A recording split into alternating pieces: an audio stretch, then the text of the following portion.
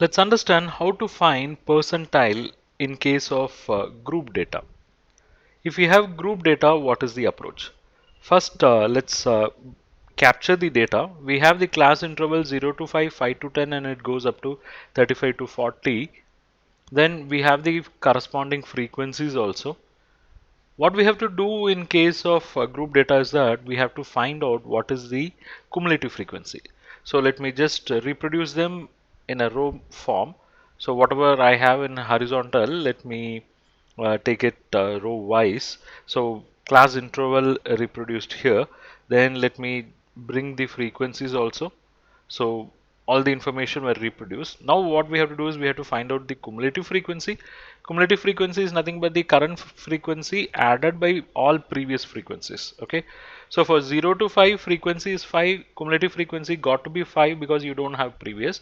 For 5 to 10, the frequency is 8 and cumulative frequency is the previous cumulative frequency of 5 plus current frequency of 8. So it's going to be 13.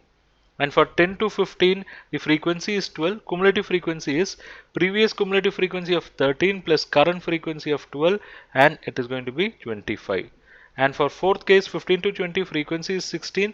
So previous cumulative frequency 25 plus current frequency 16, and it is 41. And it goes and goes, it goes up to 35 to 40, and we get 78. And this last cumulative frequency is nothing but the summation of frequency, so we call them as n. Summation of frequency is called as n, and in this case it is 78. And what is it we have to find now? We have to find out what is P53, that is 53rd percentile.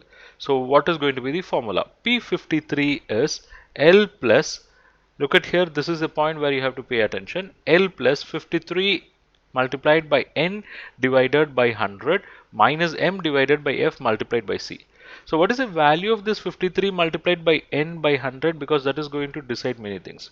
The value of 53 multiplied by n, which is 78, divided by 100, and the value works out to 41.34.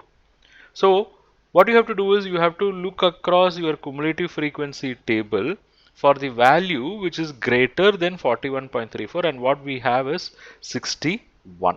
Okay, what we have is 61. So this 61 is going to be our 53rd percentile class. Okay, this